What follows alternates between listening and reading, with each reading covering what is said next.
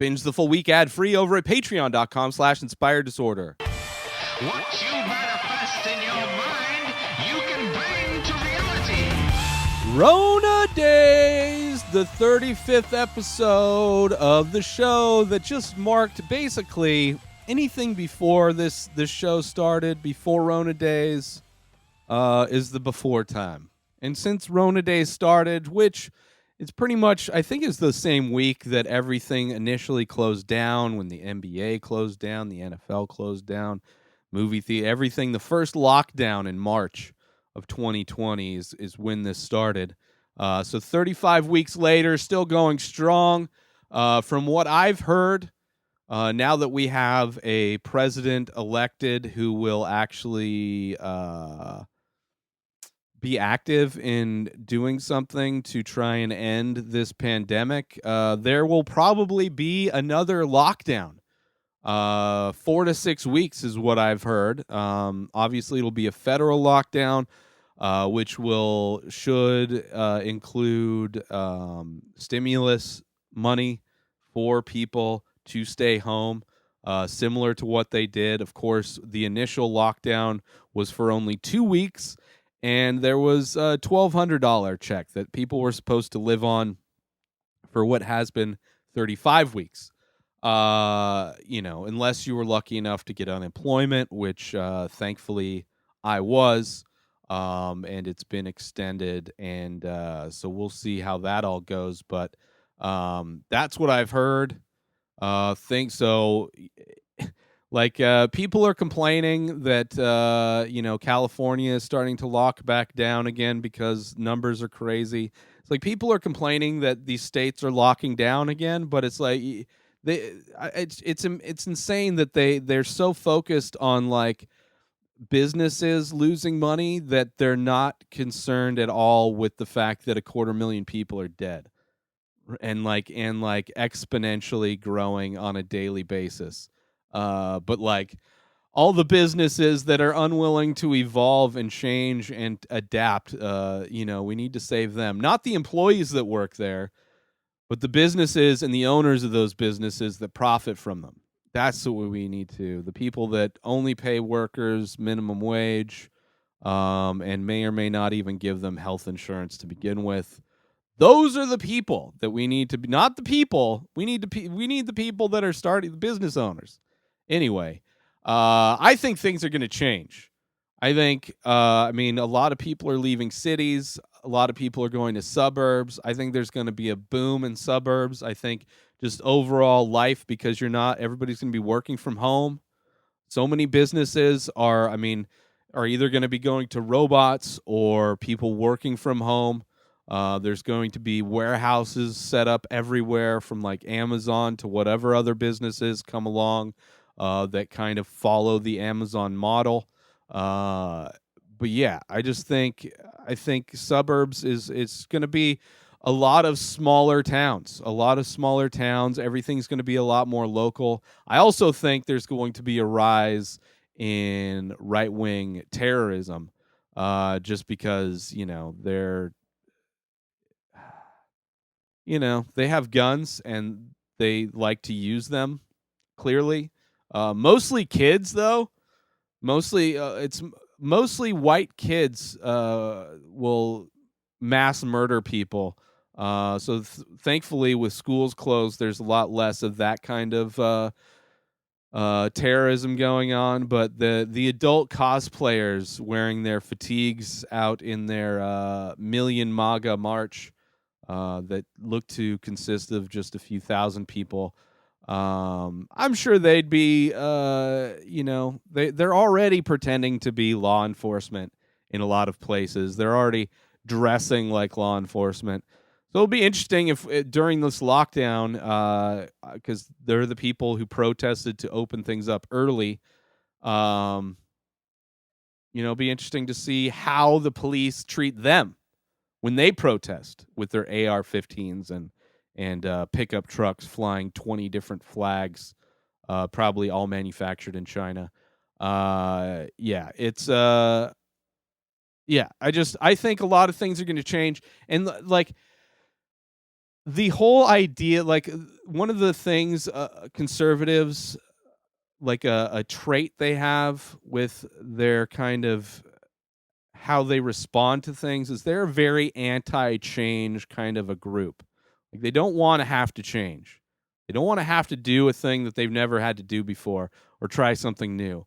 And the sad thing is that life is all about change, and changing the fact that we need to treat this pandemic with serious actions and big actions to eliminate it is like something that people are going to have to realize is going to be a big change. You can't just like say, "Oh, just keep everything open and make sure people stay home if they're sick." It's like, first off, not everybody feels it who has it.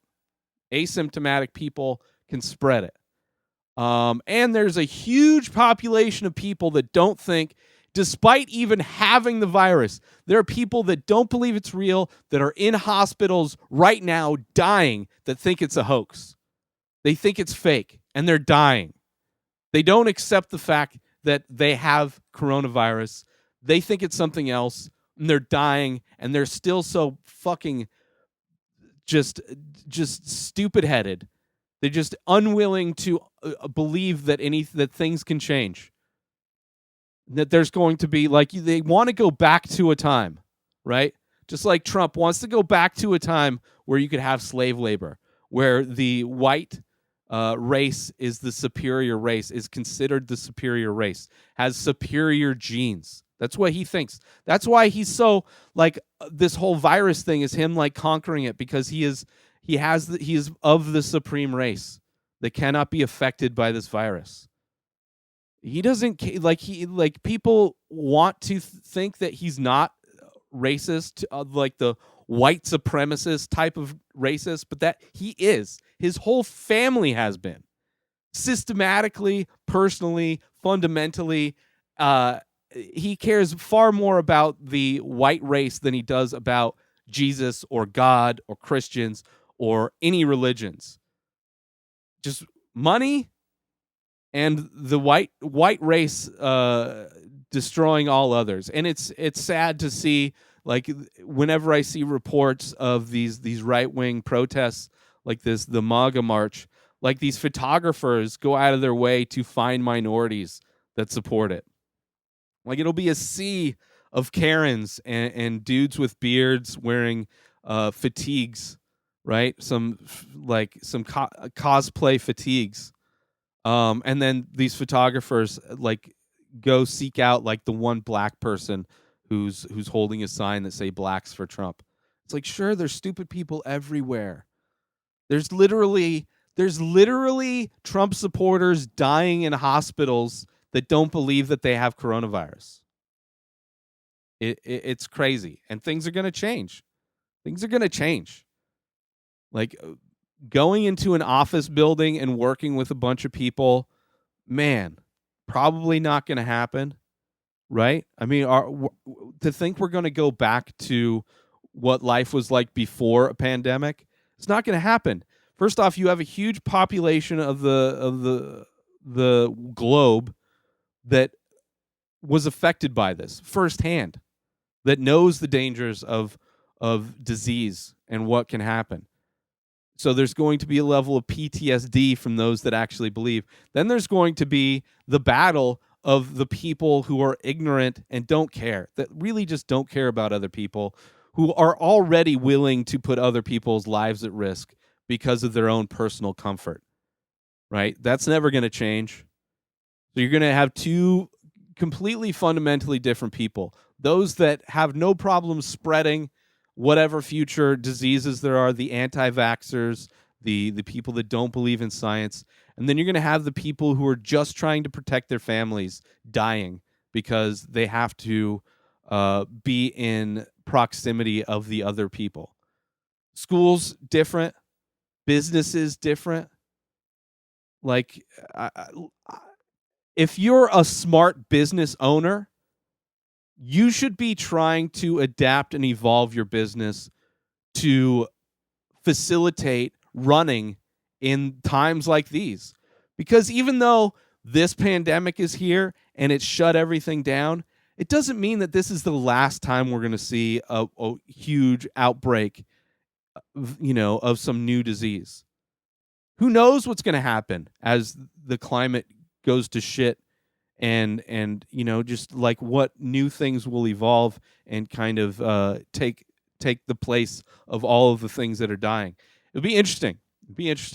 But at least I'm hopeful that we have a president coming in that acknowledges science, that acknowledges the fact that people are, hurting right now financially, not just small businesses, but the individuals who are employed by small and large businesses that aren't protected, that don't have anything. Business owners had opportunities to take out massive loans, no interest loans. That's something that individuals couldn't do, but businesses could. So if you're a business owner and you're dying, then you didn't evolve fast enough in this time to make your business plan a viable money-making enterprise in the reality that we're living. And to blame a politician who's trying to avoid further death on their hands while they're in charge is something that outweighs whatever small business you have, whatever big business you have. You got to evolve. You got to change. You got to stop pretending that things are like they used to be. Anyway, it is what it is. Edibles, love them. Love edibles. I was thinking of like what life is going to be like, and it's going to be different.